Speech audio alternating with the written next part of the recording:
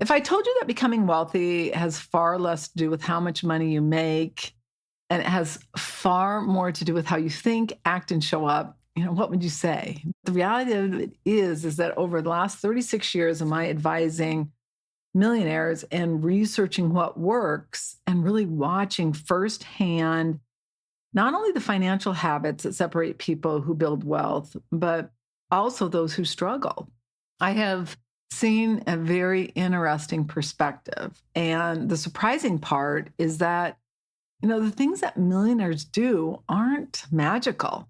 They're not winning the lottery. Most of them aren't even playing the lottery. They aren't receiving windfalls or really even inheriting money. But what they are doing is consistently simple things that they do over and over again. They show up. They do the heavy lifting that most people won't. Today I'm sharing 5 millionaire money lessons that literally changed my life and have really helped me from going to investing $25 a month to now being in the upper echelon of net worth and really becoming financially independent. And I don't tell you that to brag, but I tell you that to know what's possible. And some of these lessons are so simple, you're going to say, really? That's it? Yeah, that's it. It's not rocket science. But the problem is oftentimes because something's not complicated or it's not really hard, I think it gives people kind of an out of saying, oh, it can't be that easy. The key, my friend, is really consistency. Welcome to the Millionaire Insider Podcast, formerly the Wealth Inside and Out podcast, where we help you create a confident, secure retirement and life you love. I'm Annette Ba'u, certified financial planner and founder of the Millionaire Insider. For over 36 years, I've helped pre-retirees and retirees turn their paychecks into guaranteed income, reduce unnecessary risk, and protect their legacy while designing a retirement filled with purpose and freedom. Because true wealth isn't just about money, it's about confidence, clarity, and control over your future. So let's dive in. I'm so glad to have you here with us today.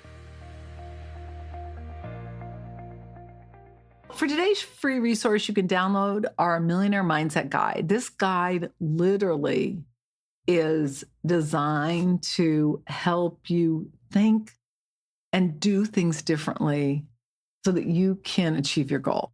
You can access it at themillionaireinsider.com/MMG. The Millionaire Mindset Guide is really about what you do to create an amazing life, not just money, but the whole package. And you can access it for free at themillionaireinsider.com/MMG. For today's show notes, you can go to themillionaireinsider.com/171. So let's dive in. Lesson number 1, it's so obvious, but you spend less than you make. The first simple secret no one wants to hear, right? Reduce your expenses. And I know, it's not sexy. No one on TikTok is creating videos about how exciting it is to skip an online purchase. But literally every millionaire I've ever worked with has understood one thing. You cannot spend your way to wealth. Wealth begins with a gap between what you earn and what you spend. And every dollar you spend today is a dollar that's not going to grow for you tomorrow. Small leaks sink big ships. And whether it's those subscriptions, the memberships, those impulse purchases, today we live in a society of convenient spending. It's so easy to spend. And the problem is most of those actions are not moving us closer to financial freedom. And that's one thing that millionaires get. And I'm not talking people that make a ton of money. I'm talking about people who accumulate money over time. Have you noticed how Amazon makes it so easy to buy something that sometimes you can't even remember what you bought? I mean, it's just all you have to do is push a button. It used to be, I teach the 3-day rule. You go to a store, you see something you like, leave. And if you can afford it and still want it, you go back 3 days later. Well, now it's just so easy. All you have to do is sit at your computer and just push a button. You don't have to drive. You don't have to be conscious. And that's why it's so critical. The problem is that your retirement account is not forgiving if you are putting the money that should go in there instead into these mindless purchases. I just got done reviewing a cash flow for one of my clients who has been my client forever. And recently she started just spending a lot of money. She's getting older and she's spending way too much money. And I started looking at the Amazon purchases. None of them were very big, but it was thousands of dollars in 1 month. That's what I'm talking about. We've got to be really conscious of that. All right, lesson number 2. For some of you are going to go, oh my God, there's no way. And that's exactly what I did when I first heard this. I'm like, there is absolutely no way. Well, my friend, there is a way. But I encourage you to consider saving 50% of everything you make. Now you're going, there's just no way. I mean, all right, then don't start with 50, start with 10, increase it to 15, then 25, and get up to 50. I get that it sounds crazy. And I thought the same thing too, but we started saving 50% of our money, years ago. And today we probably even save more than that. We just don't have a high lifestyle. And that's what I'm talking about. But the key is you want to build wealth faster, because when you do that, then you'll have money sooner that can start generating money to sustain your lifestyle. Most people increase their spending whenever they earn more money, right? Life gets more expensive. It's so easy. And especially right now with everything being so expensive. Inflation's at 4.2, higher than it's been in a very long time. And we're all feeling it. And so we've got to be conscious. But millionaires oftentimes do the opposite. They save and invest a large percentage of their income and of anything they get in the process, whether it's a bonus, whether it's a raise, whatever it may be. And obviously, sometimes, or many times, they're their boss, but they still are saving it. The problem with lifestyle inflation, meaning costs keep going up and we just keep spending more, is it destroys our ability to accumulate wealth. Every penny that comes in our door or every raise creates an opportunity if we let it be, or it can create a problem. When you save 50%, it becomes such a habit, you just automatically do it. And it doesn't matter whether you get a $50 check from your mom or you get a $50,000 bonus. It's just ingrained in you. Now, for some of you, you may even save more than 50% if you get a bonus. That's great. But again, just be conscious. I encourage you to continue living below your means, even as your income rises. The goal is freedom. It's not looking like you have money. And so many people in our country, meaning the United States and North America, are so caught up in looking like we have money instead of actually having money. Many people get money and they immediately want to upgrade their car, their watch, their couch, their phone, their coffee maker, everything, right? The reality of it is they never get ahead. And it's amazing how quickly a raise can disappear when you're on Amazon or you're at Costco. I mean, I looked at how much we spent in Costco last month, and I said to my husband, this is insane. Now, granted, our son still lives at home, and he eats a chicken a day. He eats a bag of blueberries a day. I mean, he eats so much food. Now, granted, he's lost 40 pounds. He was like 220. He's now like 180. He's in perfect shape. And I want him to eat healthier rather than not. But boy, I will tell you, it's amazing how much money we spend on food. So I get it. I get your pain and I get it. But at the same time, you still have to make saving and retirement a priority. All right, lesson number 3. Now, this is an interesting one because I'm going to tell you what the lesson is, and I'm going to tell you the reality of it is, but I'm going to tell you why I want you to do this. So number 3 is mastering dollar cost averaging. That's where you invest the same amount every month into different funds. The nice thing about it is that over time, whether the market goes up or down, you're consistently investing. And when it goes down, you're buying more shares. When it goes up, you buy less shares, but you're not buying it all at a high or all at a low. The goal would be to buy it at a low, but that really happens. But it allows you to put money in regardless of what's happening in the market. And it removes the emotion from a lot of investing. If your focus hopefully is longer term, it can be ideal. But it really gets you focusing in more on fundamentals, not the headlines of like buying something that's already gone up. The key with wealth is that it's really built with patience, not just activity and not just doing whatever you feel like in the moment. If I were going to do it over again, now I was investing in mutual funds when I first started investing $25 a month around 35 years ago. I would go and research some stocks and I would find, I'd figure out what my budget is. Let's just say it's $1,000. And let's just say you have 6 stocks, and right now you probably have 3, but 6 stocks that you can invest in. And every month, that's what I'd invest in, is those stocks. Sometimes they're going to be higher, sometimes they're going to be lower. And so you're investing in some stock and it's at $300 a share, and then it drops to 250, it goes up to 290, it goes up down to maybe 200. I mean, that's kind of a big swing, but there are stocks that do that. And I would just invest in it every single month. That's what I would do, regardless of what's happening in the market. Now, you got to look at what your philosophy is, and you got to make sure that you can stick with that and that you're not going to panic. If I were to do it over again, that is what I'd do. We have made the majority of our money in single stocks. And even though I don't buy single stocks for my clients, it is a way in which to make money. Now, you got to be on top of it and you got to really pay attention. But it's something that I would definitely consider if I was in the accumulation phase, meaning, you're just trying to accumulate money and grow it so that ultimately you can get to retirement and then you transition to income. I'm not saying you don't need an advisor when you're in the accumulation phase. I think it's a lot more important that you have an advisor when you are transitioning from the accumulation to the income phase and you're looking at all the different aspects, all your different buckets, all the different tax perspective. Everyone wants to buy low and sell high. The reality, though, is most people don't. They buy high and they sell low because they get nervous, they get scared, the market drops, they don't know what to do. And that's the problem with AI, in my opinion. People say, oh, you can use AI. It's true if you know the right question to ask, all right? So you have to know the right question. But the problem with AI is that it's not there to walk you off a cliff or to be able to regurgitate why you're doing this, what the approach is, what the economic outlook is going to be or likely going to be, how things are going to impact it, all of that. And that's the problem, is you've got to be that barrier. And most people just get into fight or flight. They freak out. They panic. They're like, oh my gosh, I'm going to lose everything. And I get it when the market drops dramatically. I don't care how much money you have. You're like, oh my gosh. Yeah, it's concerning. And that's why you want to have X amount in guaranteed income so you're not worrying about it.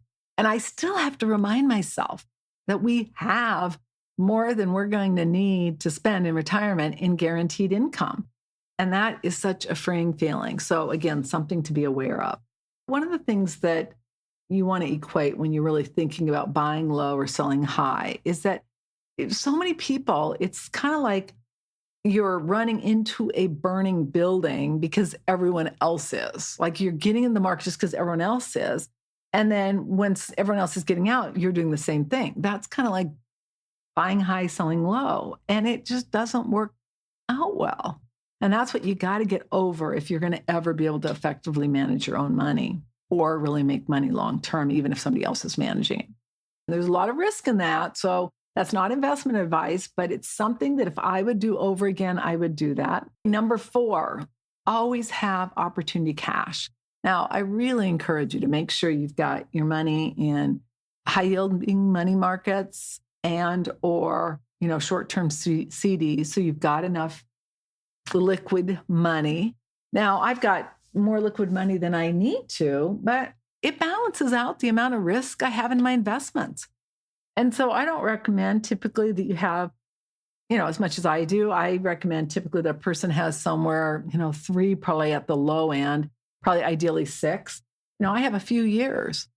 And so, yeah, it's more than I need, but we've got a lot going on as far as just things that are going on and possibly either we're going to move or build a new house or something like that. So there's a reason to have extra cash. I also think there's a lot of concerns. Inflation's high with what's going on with the oil. Now, as of today, things are getting resolved with Iran. Let's hope. That whole situation, if you listen to any expert, long-term, it could be problematic.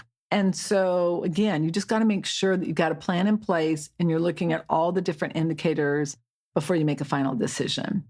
But you want to have a really good emergency fund, one that you can get access to if an emergency occurs, as well as one if you see an opportunity as far as buying, meaning the market drops.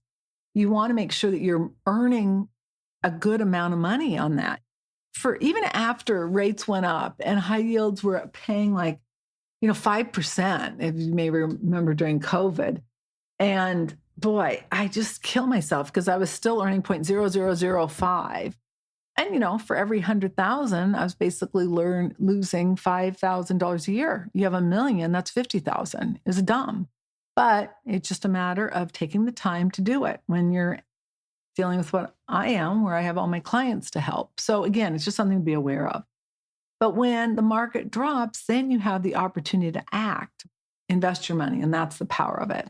When you have extra cash, you have opportunities, obviously, to invest in the stock market, maybe even business opportunities or even real estate. The key is you just got to know what you're investing in and what makes sense for you. They always say cash is king. I like to say cash is ace, but regardless of what you say, it gives us choices.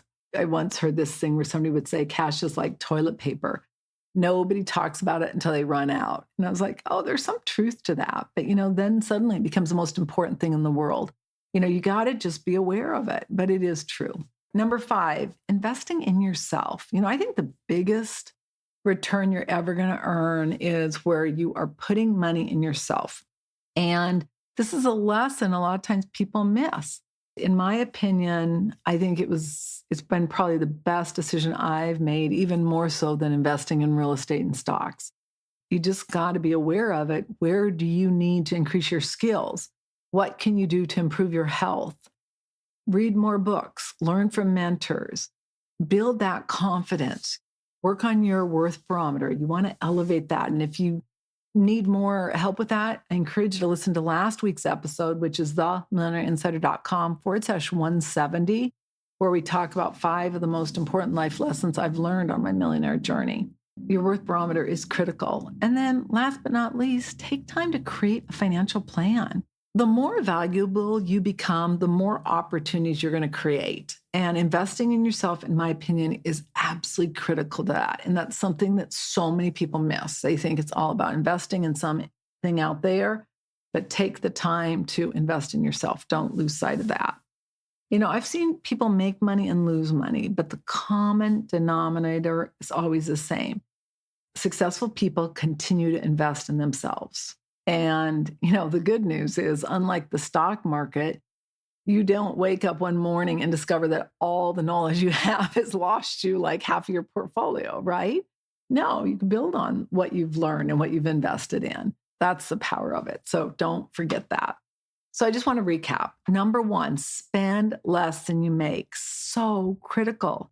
Save 50%. And even if you can't today, make that be your goal. Start with whatever you can and increase it as you can. Figure out what you're saying yes to and what you're saying no to. Whenever you say yes to anything, you're saying no to something else. It's not that you can't say yes to the latte. It's figuring out what you're saying no to. And don't let that be your retirement.